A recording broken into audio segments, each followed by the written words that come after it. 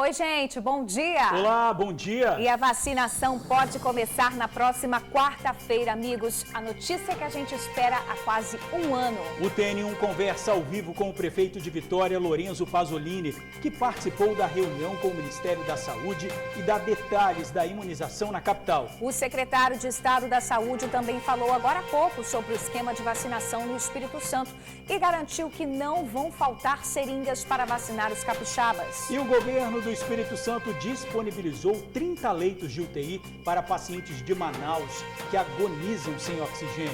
Idosa tenta ajudar a inquilina que fugia de marido agressor e quase morre nas mãos do homem. Foi salva pelo neto. Diversão irresponsável.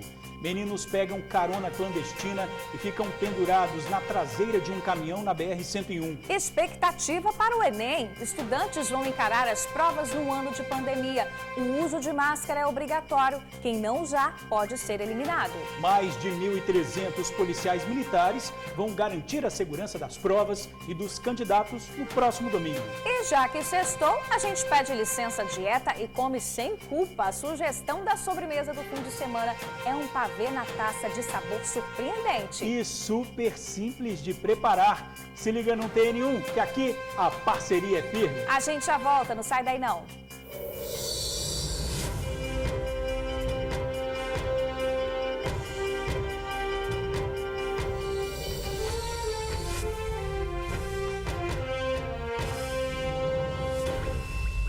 Agora, 11h43, TN1 está de volta. A gente já começa falando da agressão sofrida por uma idosa de 77 anos. Foi no bairro Marcílio de Noronha, em Viana. E tudo aconteceu quando ela tentava ajudar uma vizinha que era perseguida pelo marido. A repórter Manuela Machado traz mais detalhes desse caso pra gente. Olá, bom dia, Manu. Olá, bom dia, Bruna, George, todos que acompanham o TN1.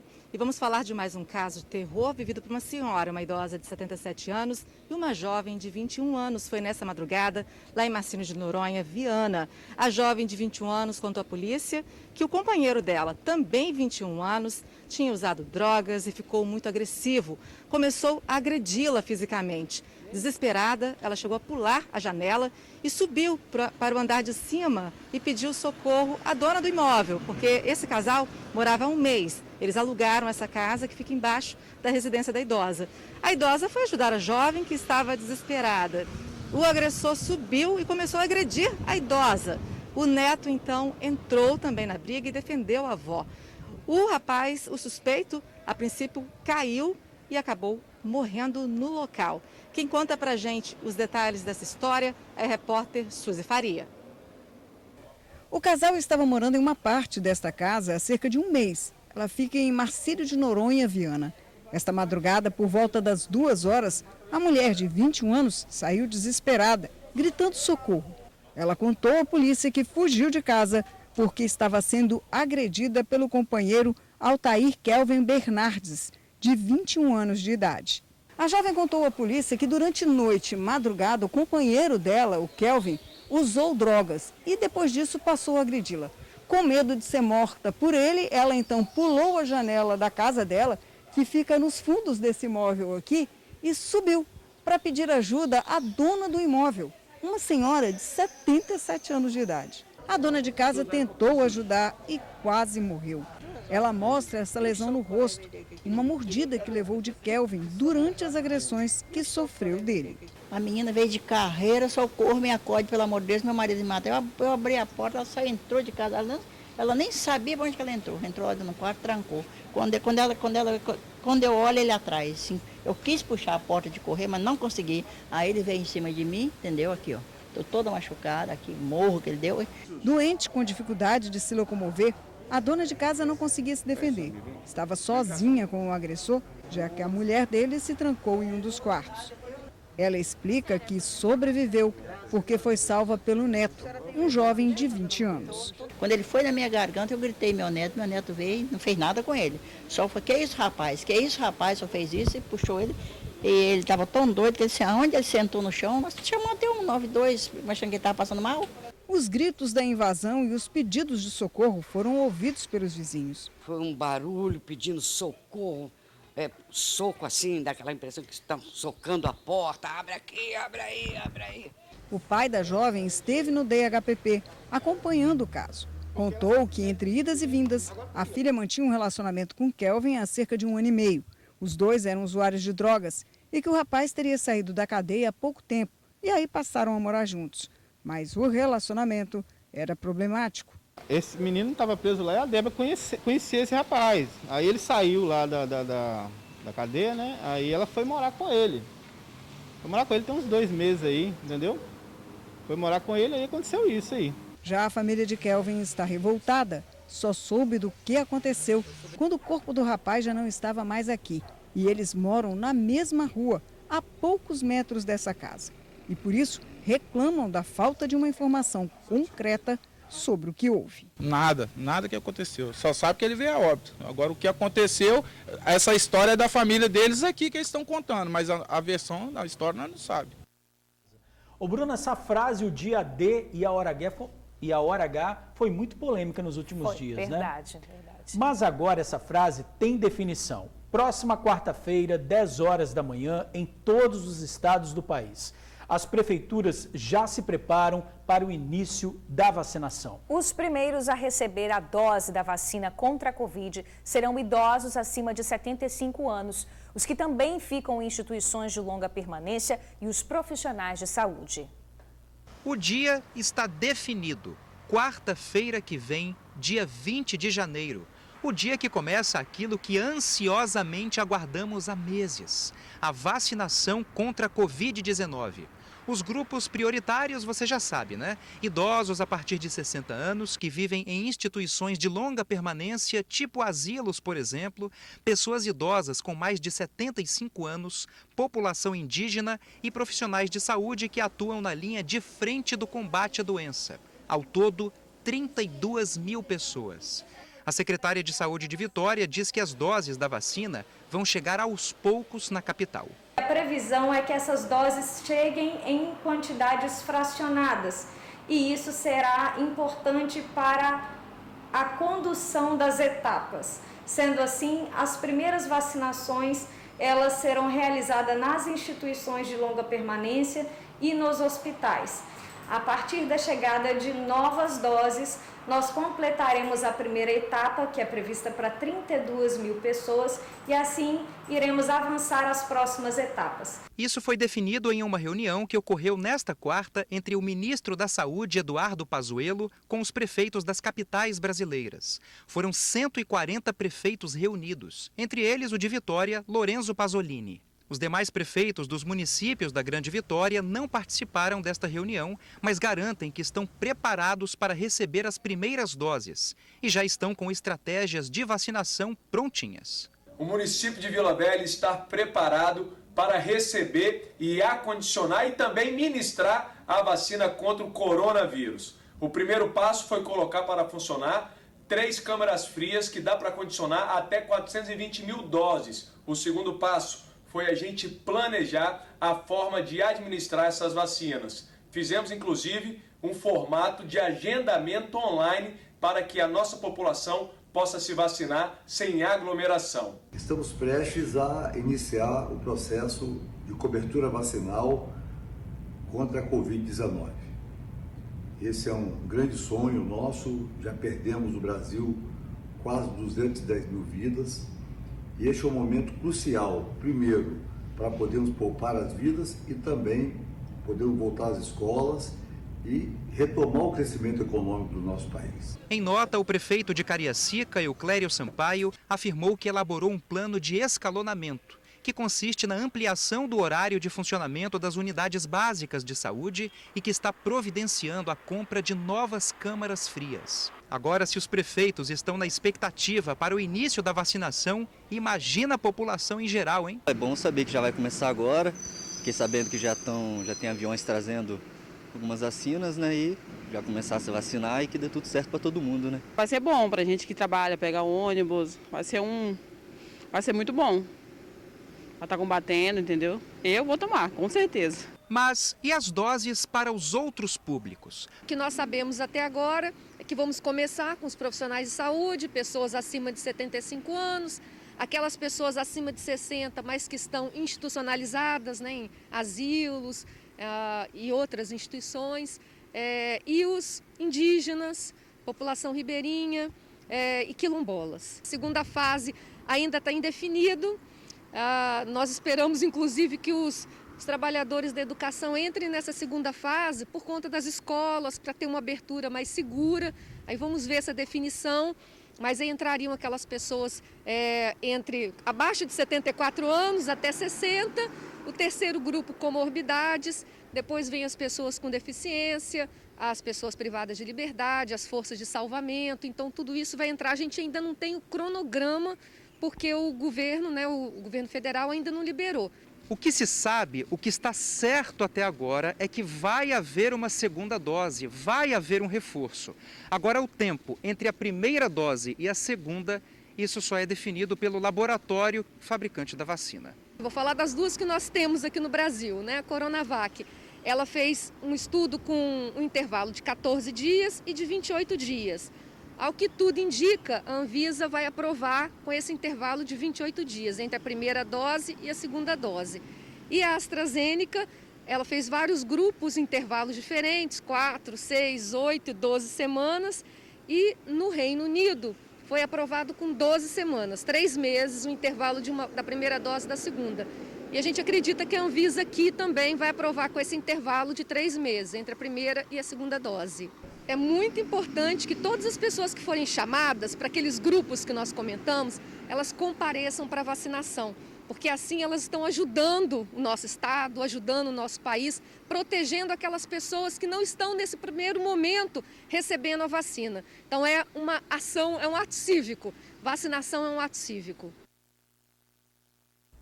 Pois é, lembrando que o ministro da Saúde já anunciou o início da vacinação para a próxima quarta-feira, mas a Anvisa vai decidir o uso emergencial da vacina no domingo. São 2 imunizantes, a Coronavac em parceria com o laboratório Sinovac e a vacina desenvolvida em parceria com a Universidade de Oxford e o laboratório AstraZeneca. Olha, o prefeito de Vitória, Lorenzo Pasolini, participou da reunião por videoconferência com o ministro da Saúde, Eduardo Pazuello.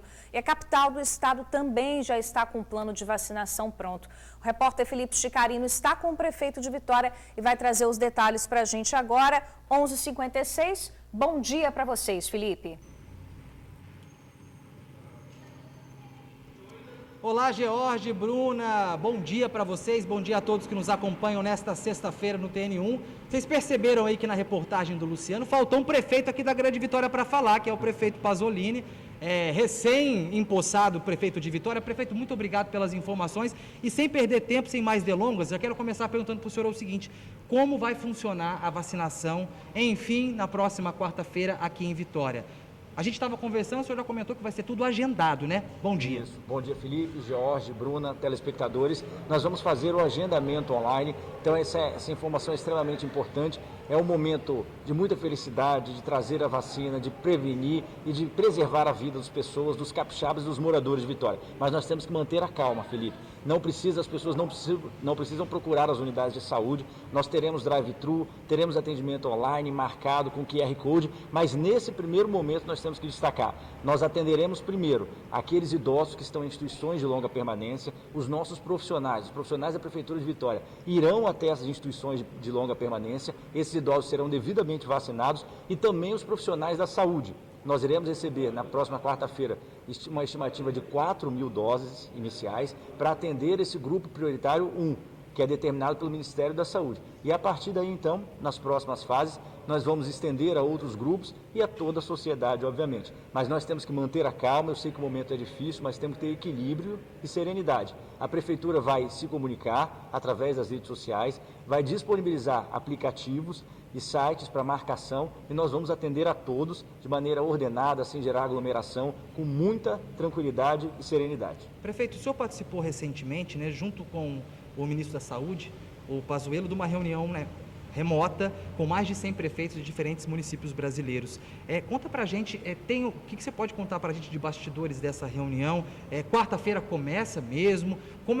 Como vão ser as outras etapas? O que deu para aproveitar dessa reunião com o ministro da Saúde? Isso, a reunião foi extremamente importante para nós firmarmos um pacto dos prefeitos com o ministro da Saúde, que foi extremamente atencioso, que esclareceu vários pontos, várias circunstâncias e deixou claro que a prioridade nesse momento é vacinar e proteger as pessoas, proteger os brasileiros e, no nosso caso, os moradores de Vitória. Então, nós vamos ter 4 mil doses iniciais, é uma quantia baixa, mas nós precisamos começar na próxima quarta-feira, às 10 horas da manhã.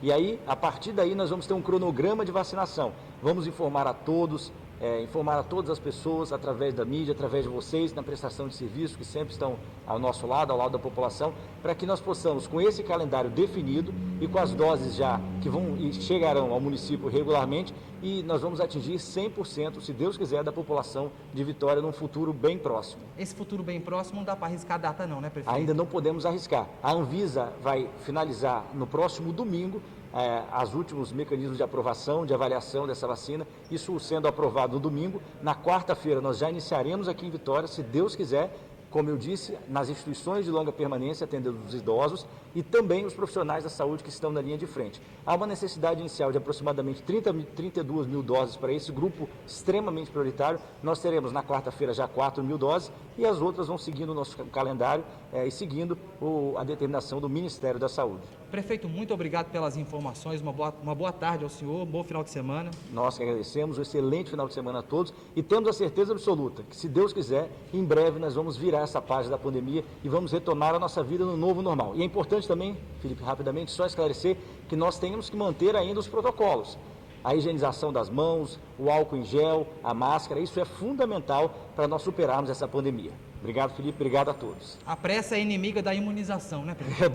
Verdade, é isso. É isso aí, obrigado, prefeito. Pessoal, antes de devolver para vocês, queria chamar a atenção aqui de uma entrevista coletiva que teve nesta manhã com o secretário Nésio, secretário de Saúde aqui do Estado, onde foi debatido, eu não sei se vocês de casa estão acompanhando, Jorge e Bruna com certeza, mas essa situação dramática que vive o município de Manaus, a capital do Amazonas, lá no norte do país, está faltando oxigênio. Os pacientes estão morrendo asfixiados, sem nenhum tipo de cuidado.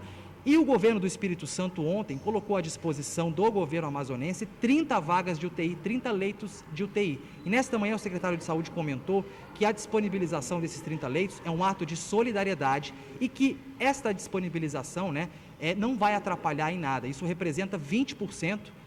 Isso segundo o governo do estado, que representa 20%, então esses leitos oferecidos a Manaus representa 20% de todos os leitos que nós temos livres hoje. Por enquanto, ainda não chegou nenhum paciente vindo de Manaus para poder tratar dessa maldita doença aqui no Espírito Santo. É isso aí então, Bruna, George, a gente não pode deixar a ânsia, essa ansiedade da vacina atrapalhar a nossa imunização.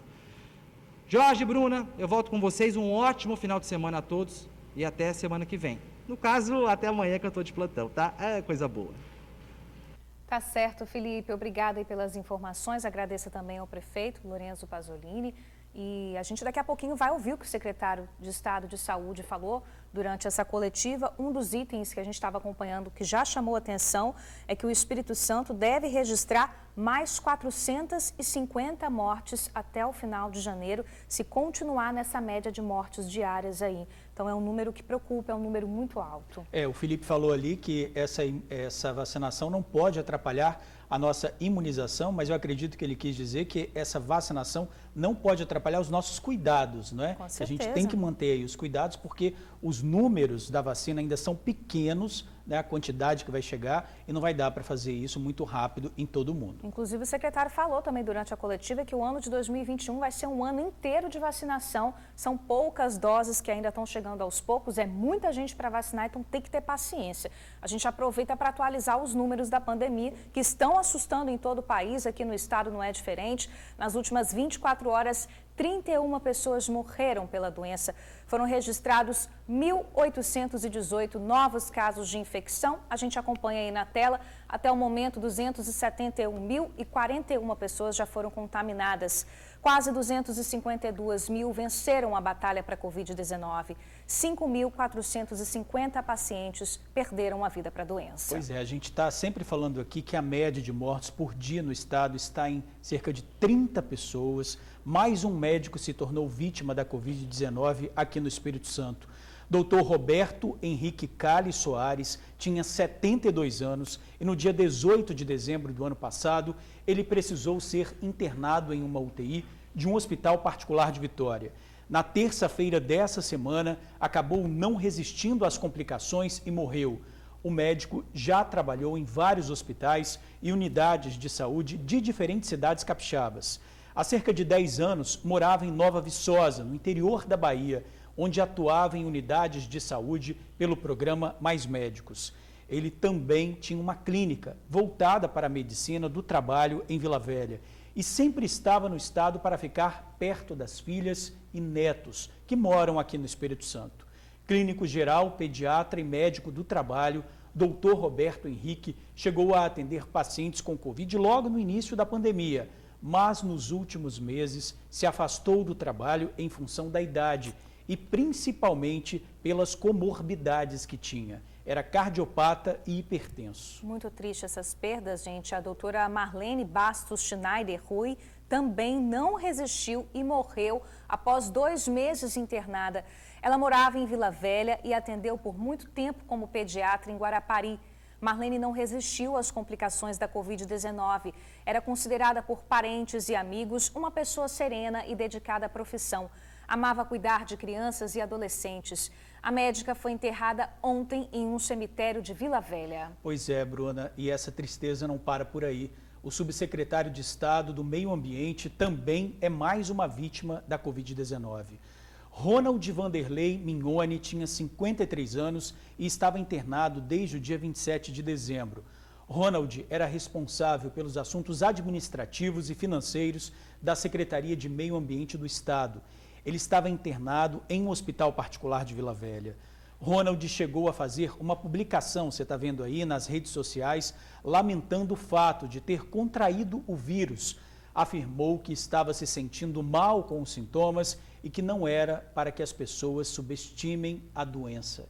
Infelizmente, morreu aí mais uma vítima do coronavírus. É verdade, gente. Agora a gente muda um pouco de assunto. A família do inspetor penitenciário baleado durante um assalto no Morro do Moreno, em Vila Velha, confirmou que ele está sem os movimentos das pernas. Rodrigo Figueiredo continua internado e recebeu uma homenagem de familiares e de amigos. Ainda que eu andasse pelo vale da sombra e da morte, não temeria mal algum, porque tu estás comigo. Familiares, amigos, colegas de trabalho, todos se reuniram para orar pela vida do agente penitenciário Rodrigo Figueiredo da Rosa, de 40 anos. O João é inspetor, trabalhou por 5 anos com o Rodrigo, enaltece as qualidades do amigo. O Rodrigo é um cara muito extrovertido, cara, um cara sempre de bem com a vida, o cara que você não vê ele reclamando de nada, resmungando, murmurando. É um cara que sempre foi proativo em ajudar o próximo. Depois que ficou sabendo o que aconteceu com o Rodrigo, o dia de trabalho do inspetor não foi o mesmo. Todos que estão aqui, todos os amigos que conhecem ele, estão nesse sentimento de angústia e tristeza. Enquanto a oração, que também era uma homenagem, acontecia do lado de fora do hospital, amigos filmavam tudo. A oração foi uma surpresa. Enquanto os amigos faziam aqui, ela era transmitida ao vivo pelo celular. Lá no quarto, na UTI, a mãe mostrava para ele a homenagem, a surpresa que foi feita pelos amigos. A gente, é claro, não pôde ter um vídeo da reação dele, mas ele fez questão de enviar um áudio contando tudo que ele sentiu ao ver que é tão querido pelos amigos e familiares. Se a família precisar, o que vocês precisarem, pode contar com a gente, né, meu irmão? Melhoras, que Deus te abençoe. Queria agradecer muito, do fundo do coração, todo o amor e o carinho que vocês estão tendo por mim. Obrigado. Fiquem com Deus e a força de vocês só me joga mais para frente para vencer essa batalha. O agente penitenciário Rodrigo Figueiredo da Rosa, de 40 anos, tinha acabado de fazer um rapel no Morro do Moreno quando foi surpreendido por bandidos. Os criminosos viram que o agente estava armado, levaram a pistola dele e atiraram. Rodrigo foi baleado nas costas e desde o último domingo, dia do ocorrido, está internado na UTI do Hospital de Urgência e Emergência. Nesta quinta-feira, a polícia prendeu 2 envolvidos. Eles estavam nesta casa, no bairro Campina Grande, em Cariacica. Pedro Henrique Gomes Oliveira, de 20 anos, teria confessado que atirou no agente. Ele teria dito que Rodrigo teria reagido ao assalto. O segundo envolvido, Tiago Francisco Cristo, de 18 anos, confessou que estava com a arma do agente, que foi encontrada dentro de um colchão numa casa em Vila Velha. Um familiar que não quis se identificar confirmou que Rodrigo está assim, sem os movimentos das pernas, mas que ele responde a estímulos da cintura para cima, no pescoço, nos braços e também no ombro. Uma vaquinha foi criada para levantar recursos para ajudar a família de Rodrigo a fazer as mudanças necessárias na casa dele e também para ajudar nas despesas. Gente, presta atenção nesse flagrante assustador e muito preocupante na BR-101. 2 meninos pendurados na traseira de um caminhão. A cena foi registrada na BR-101 em Carapina, na Serra. Aquela região ali tem muito sinal de trânsito, movimento e o veículo circulava em baixa velocidade, o que já é perigoso para esses meninos que estavam ali, né? Agora você imagina uma situação dessa ao longo da BR. Motoristas passaram e chamaram a atenção dos meninos, mas eles continuavam fazendo graça e acenando para os condutores. Outros motoristas avisaram o condutor do caminhão. Ele parou o veículo e os meninos desceram. Vale lembrar aí que essa prática é proibida e, claro, nada segura, né, Bruna? Não, dá um arrepio só de ver essa imagem, imaginar esses meninos caindo. Muito complicado isso. Olha, gente, agora há pouco, o governo do estado anunciou o esquema de segurança para o Enem. Mais de 1.300 policiais vão atuar antes e durante as provas. Mais uma missão para a Polícia Capixaba, que além de garantir a ordem do exame, também se prepara para a escolta das vacinas que vão chegar. Faltando 2 dias para o Exame Nacional do Ensino Médio, a Secretaria de Segurança Pública do Espírito Santo apresentou o plano de trabalho que será executado durante o Enem, que acontece nos próximos 4 finais de semana. Os 2 próximos, a prova presencial e depois os exames em formato digital. O número de pessoas que se inscreveram para o Enem no Espírito Santo é de 104.531 candidatos, que serão divididos em 251 locais de prova em 38 cidades. Em apoio ao governo federal, em apoio aos Correios, integrados, para que nós possamos fornecer a segurança, não só dos locais de prova, mas também dos locais onde as provas ficarão guardadas até a distribuição para os alunos e o transporte, a escolta desses locais até entregar nas mãos dos alunos, bem como a segurança no dia das provas. Serão 1.326 policiais militares e 355 viaturas. É importante ressaltar que a Polícia Militar, mesmo com a Operação Enem, manterá o seu policiamento ordinário normal, bem como a Operação Verão de maneira normal. Não perderemos o efetivo.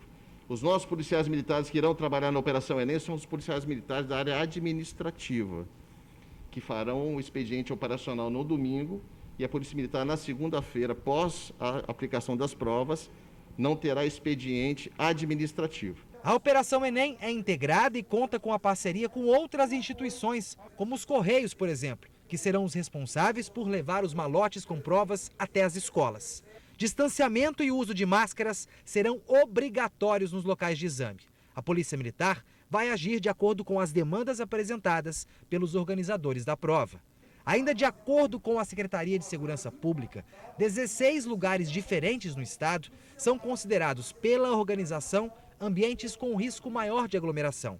Estes locais foram definidos pelo INEP, órgão do Ministério da Educação, e não foram divulgados durante a entrevista coletiva. Atendendo toda a demanda do consórcio aplicador, que tem os seus fiscais na parte interna das escalas, que vão coordenar todas essas atividades. A parte interna não compete à Polícia Militar, mas diante de qualquer demanda do consórcio aplicador, dos seus fiscais, que foram contratados pelo governo federal, a Polícia Militar estará presente para tentar solucionar de forma pacífica, com diálogo, todos os problemas que surgirem. Operação Verão, Operação Covid e agora Operação Enem, Exame Nacional do Ensino Médio. Tá pensando que acabou? Não acabou não. Logo, logo começa a Operação Vacina, a próxima missão da Secretaria de Segurança Pública aqui do Espírito Santo. E tudo vai acontecer ao mesmo tempo. E a CESP terá de equilibrar todas as missões. E nós tenhamos sim que nos desdobrar, mais uma vez empenhando os nossos policiais. É uma missão diária, uma missão que exige muito de todos nós, mas que nós vamos cumprir com toda a presteza, porque tudo isso envolve o melhor atendimento para a sociedade capixaba. Esse é o nosso papel, servir, atender, prestar o melhor serviço ao cidadão capixaba. A gente viu aí todo o esquema de segurança, né, para a prova do Enem, que acontece no próximo domingo, nos próximos domingos, né? Milhares de estudantes vão fazer o Exame Nacional do Ensino Médio aqui no Espírito Santo. Pois é, a gente está vendo aí um Enem em meio à pandemia, cercado de muita ansiedade, mas a gente vai ver uma reportagem agora que também mostra boas expectativas. Entre as canetas, 2 máscaras e o álcool em gel.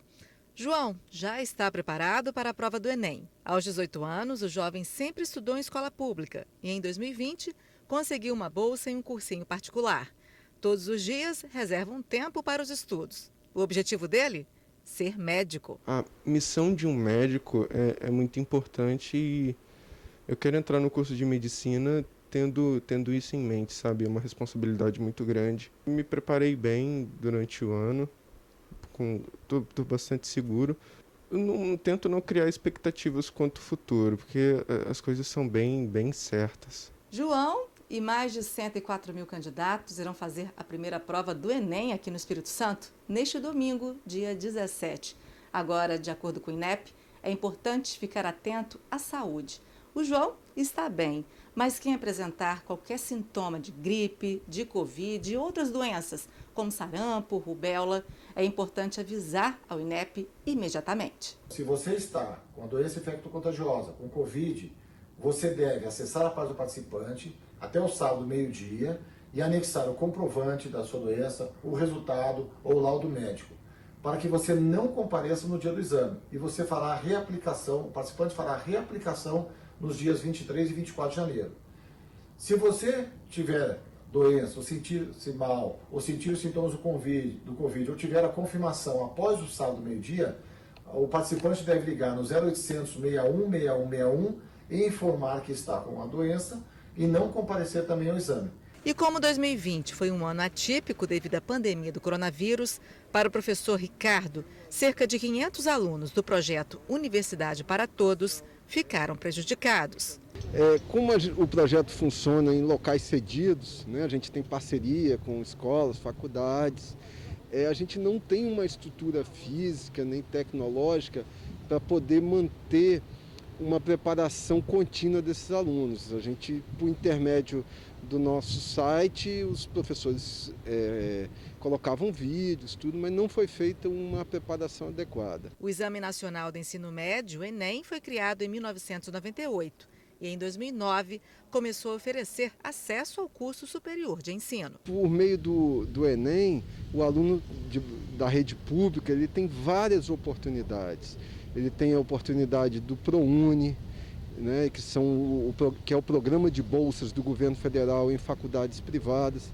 Ele tem a oportunidade de entrar no IFES, tem oportunidade de entrar nas cotas das universidades por meio do SISU. Este ano tem uma novidade. 96 mil alunos no Brasil e aqui no estado, 1.283 candidatos farão a prova digital. Outra novidade é que 10 escolas municipais também serão usadas como locais das provas do Enem. E falando nas provas, elas já chegaram ao Espírito Santo e estão sob vigilância armada e monitorada por câmeras 24 horas, no 38º Batalhão de Infantaria, em Vila Velha. E independente da expectativa para resolver tantas questões, uma dica dos professores é controlar a ansiedade.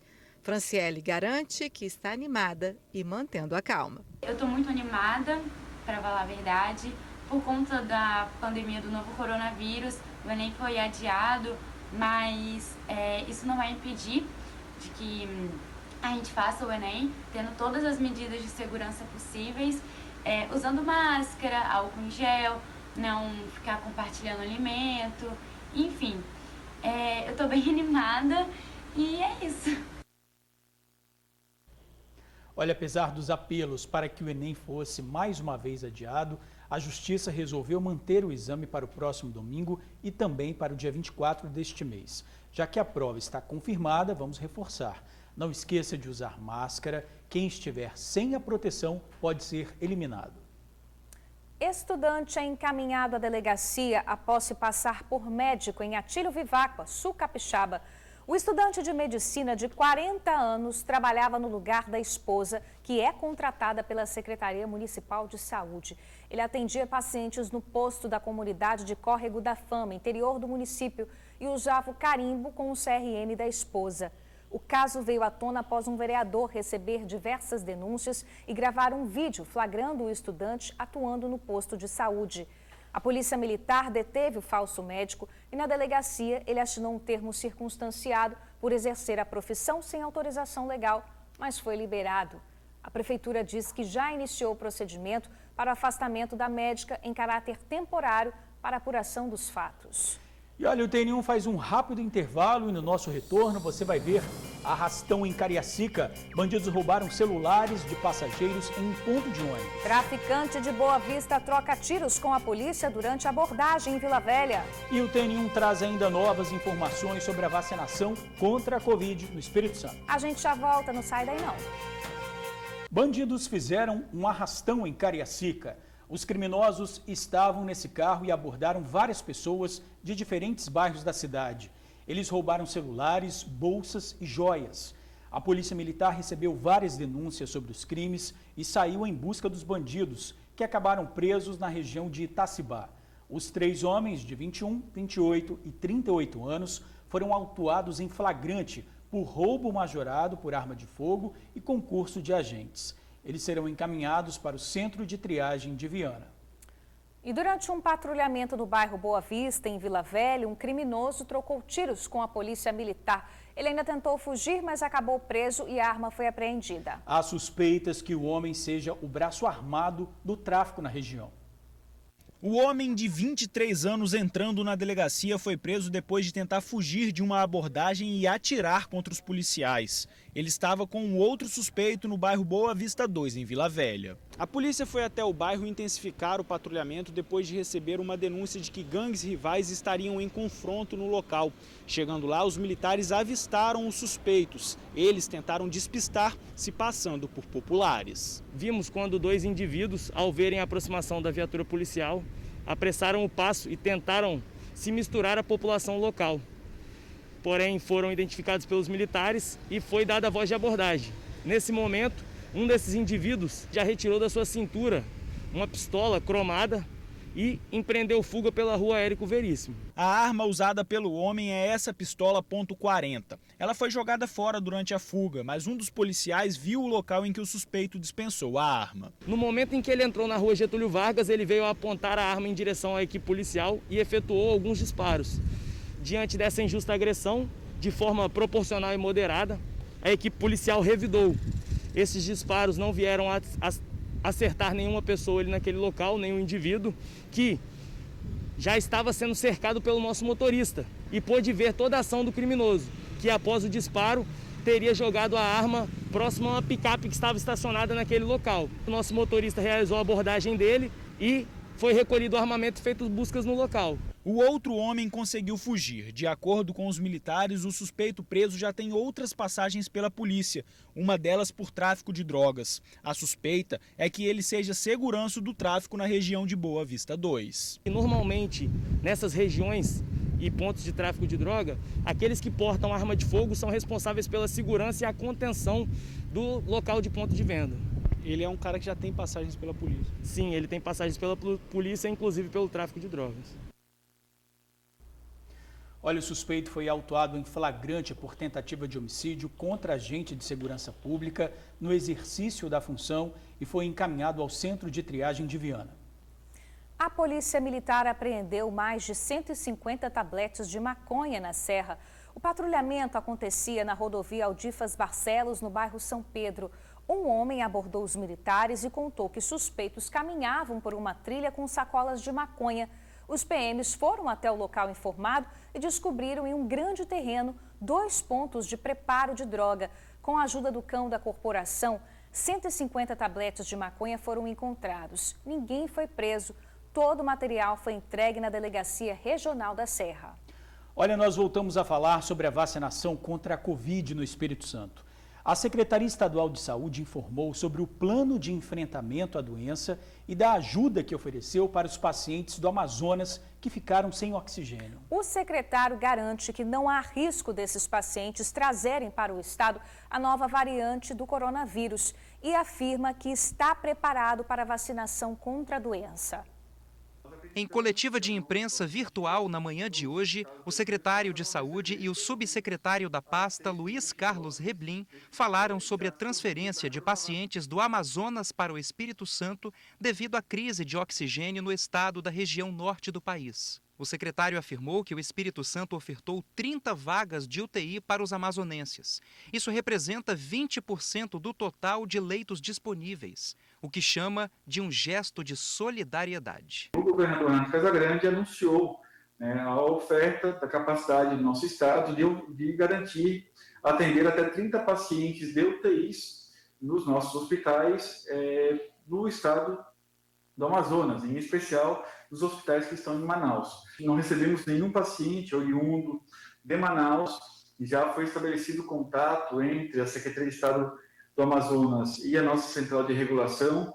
A responsabilidade pela remoção dos pacientes está a cargo do Ministério da Saúde. O secretário garantiu que a disponibilidade dessas vagas não compromete o atendimento ao capixaba que precisa de internação. A oferta que nós fizemos para o estado do Amazonas é a expressão de uma generosidade, de uma solidariedade do nosso povo, e ela não compromete a atenção aos pacientes que estão no nosso estado. Com relação à vacinação que começa na próxima semana, a expectativa é de que o estado tenha 6 milhões de seringas até o fim deste mês e que as equipes de vacinação estão treinadas para o serviço. No dia de amanhã estaremos recebendo a primeira remessa de 1,5 milhões de seringas exclusivas para vacinação contra o Covid-19, entregue pelo fornecedor que ganhou a licitação, e até o final do mês teremos a entrega do outro lote de mais 4,5 milhões de seringas. O Estado do Espírito Santo preparou-se, tem condições plenas de garantir o início da vacinação da sua população a partir da próxima semana, se houverem vacinas disponíveis nos estados. Olha, as secretarias municipais de educação de Vitória, Vila Velha, Serra e Cariacica decidiram cancelar a volta às aulas presenciais nas redes municipais de ensino. O retorno estava previsto para o início do mês de fevereiro, mas em justificativa ao adiamento do início das aulas, os secretários disseram que as escolas não serão adequadas a tempo. Além disso, não houve formação dos profissionais de educação e que não haveria tempo para a vacinação dos servidores caso a categoria fosse priorizada. Os secretários também definiram que as condições para o retorno serão dialogadas com um comitê unificado, envolvendo as instituições representativas de classe, conselhos municipais de educação, fóruns de diretores, Ministério Público Estadual e representantes da saúde. Agora a gente fala de um perigo na calçada. Em São Cristóvão, Vitória, o local está cheio de buracos e pontas de vergalhão. Pois é, está complicado para pedestres, ciclistas e cadeirantes. A comunidade pede uma reforma há mais de 2 anos. Se a pé é ruim, de bicicleta é pior. Essa calçada na rodovia Serafim-Derenze, em Vitória, em frente ao batalhão da Polícia Militar, está tirando o sono dos moradores da região. Mas também, com essa quantidade de buracos, não é para menos. A gente precisa, não só aqui, como os bairros todos estão precisando dessa calçada cidadã. Olha as condições que está isso aqui, não tem como passar de bicicleta aqui. E a gente está do lado do quartel da Polícia Militar. A gente precisa que a prefeitura resolva o problema das calçadas. Desde 2018 que tem esse monte de buraco, nós já recorremos à prefeitura, nós já recorremos ao antigo vereador, corremos a tudo quanto é lugar. Primeiro, quando chove, as pessoas deslizam, como vocês podem ver, tem limo. Segundo, como você pode passar numa bicicleta no lugar desse? Terceiro, como é que um idoso ou um cadeirante mesmo pode passar? Esse aqui onde eu estou é, de longe, o pior trecho dessa calçada. Além de buracos grandes, enormes, crateras, existem também pontas de ferro expostas, que são super perigosas. Podem furar pneus de bicicleta ou, pior, podem machucar alguém. Se você for passar com a bicicleta, você tem que tomar maior cuidado, quase que você tem que empurrar a bicicleta. Então é uma coisa simples.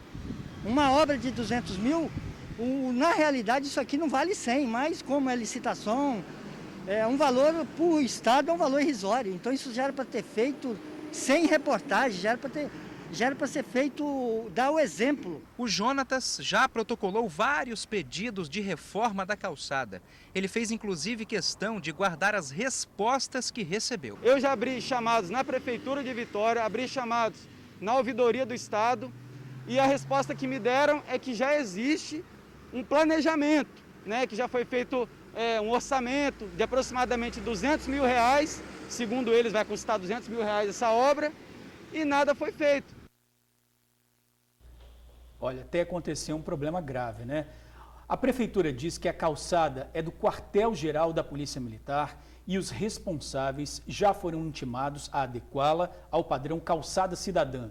O atendimento está sendo acompanhado pelo setor. A PM disse que está ciente do problema e já enviou um pedido de intervenção ao DER, que vai realizar a obra de adequação. Pelo menos uma notícia boa aí, né? Agora a gente fala de mais... Sexta-feira, 15 de janeiro. Vacinação começa no dia 20 em hospitais, asilos e aldeias.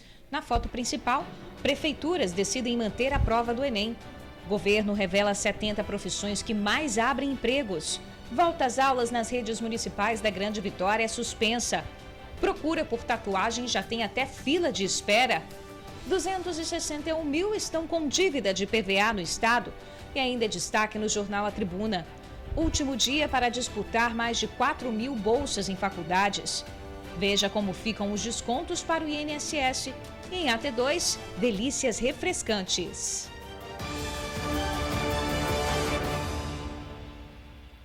Agora a gente fala de mais uma apreensão de fios em Vitória. Os agentes da Guarda Municipal prenderam 2 pessoas. A dupla estava com 50 quilos de fios e cabos de cobre que foram retirados da Praça de Jucutuquara. O material e os detidos foram encaminhados para a Delegacia de Vitória. Só ontem, quase meia tonelada de cabos de cobre furtados foram apreendidos em Vitória. O material foi encontrado por agentes da Guarda Municipal após uma denúncia. Numa caminhonete, além do material furtado, também foram apreendidos cerca de R$ 1.200 em dinheiro. 3 homens e uma mulher foram detidos e encaminhados à delegacia. Por mês, com o roubo de fios, a Prefeitura de Vitória tem um prejuízo de R$ 60 mil. É muito dinheiro, né? Poxa, com certeza. Pelo menos agora aí está fazendo um trabalho para recuperar esse material, né? Impedir que que os bandidos façam isso de novo, que os ladrões aí de fios. Gente, o Ministério Público Federal do Estado pediu a suspensão do processo seletivo dos cursos técnicos do IFES. Os critérios para entrar no Instituto são por sorteio e também por análise de notas. E essa forma está sendo questionada. Para os interessados em estudar no IFES e fazer um curso técnico, tem que ficar atento ao processo seletivo, que esse ano está diferente por conta da pandemia. Dessa vez, a seleção vai ser através do histórico escolar e também por sorteio. É isso. Esse ano, né, diante da excepcionalidade que nós estamos vivendo, o IFES precisou pensar em outra possibilidade, né, então, de aplicar a prova tradicional de todos os anos e vamos fazer um processo seletivo em 2 modalidades.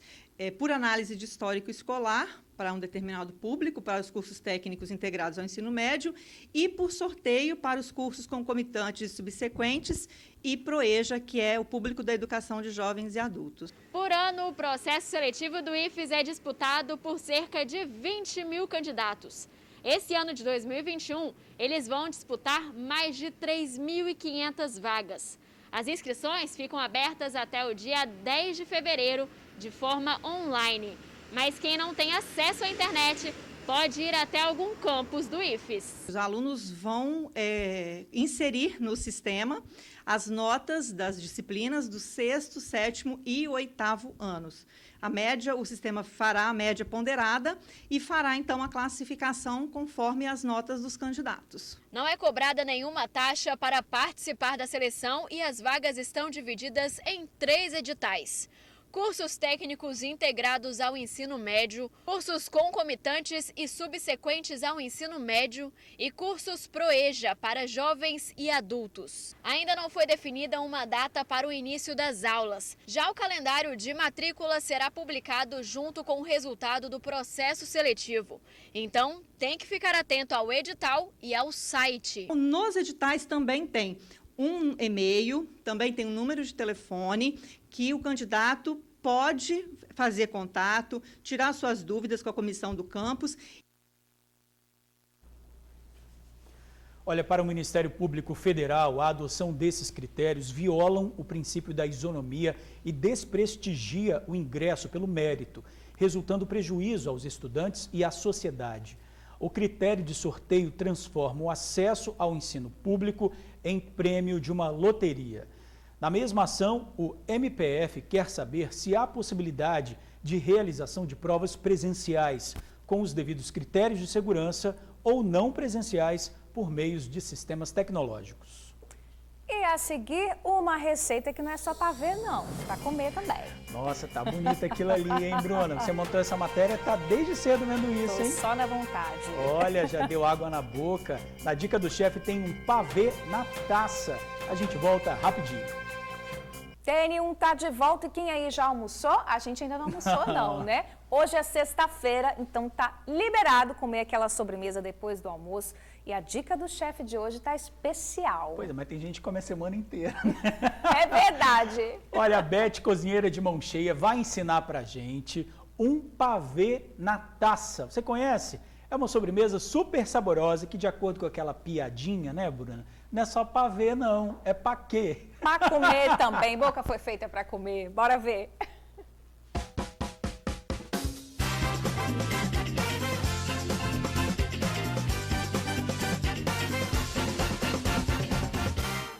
Nossa dica do chefe de hoje começa nessa linda mesa preparada pela Beth. Ela tem um buffet há mais de 10 anos e hoje fez bolo, brigadeiro, suco, salgadinho e a receita que está fazendo um sucesso é a sobremesa na taça.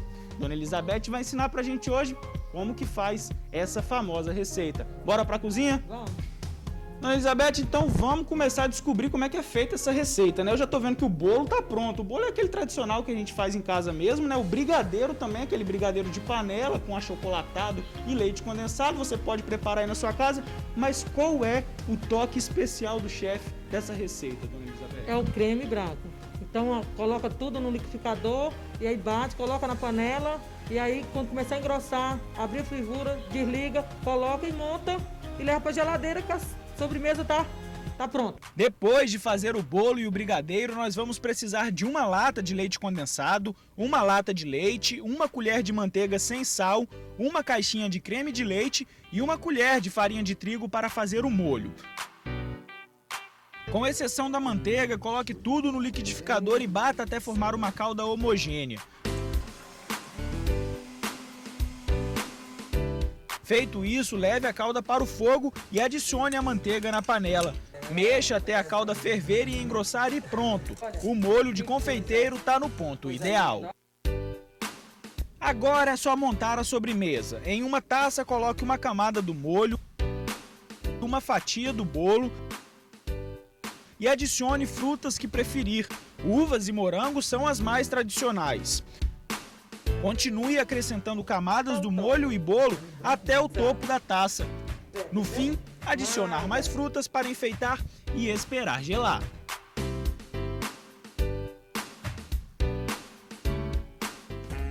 Receita simples e fácil de fazer, como a Dona Beth disse, né? Dona Beth, conta pra gente, em quais ocasiões, em quais eventos essa receita, essa sobremesa de taça é ideal para servir? Olha, para aniversário, família, almoço, jantar, isso aí é ideal. Ideal. Poucas pessoas, muitas pessoas? Não, poucas pessoas, muitas pessoas também, se quiser. Faz uma receita maior. Isso, faz uma maior, com certeza.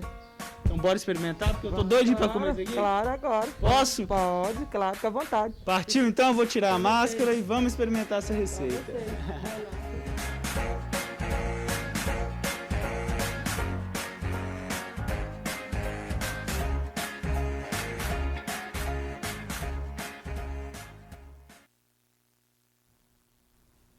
Bom demais, hein? Com uva, com morango, que delícia. Não, você falou que estava com saudade de fazer a dica do chefe. Acabei de falar aqui, que saudade de fazer a dica do chefe. Você pode ir lá também, né? É verdade. Olha, se vocês, assim como eu, não tem muitos dotes culinários, é fácil de fazer a receita, né? Não é tão difícil. Mas você pode encomendar para a Elizabeth também, viu? O telefone de contato dela é o 99515 4253. Tem outro telefone também, que é o 99288 3355. Manda um zap, liga para Elizabeth, encomenda aí essa delícia. Para ver na taça, gente. Maravilhoso, né? Ó, hora de encerrar o jornal. Boa sexta-feira, bom final de semana aí para vocês. A gente fica por aqui.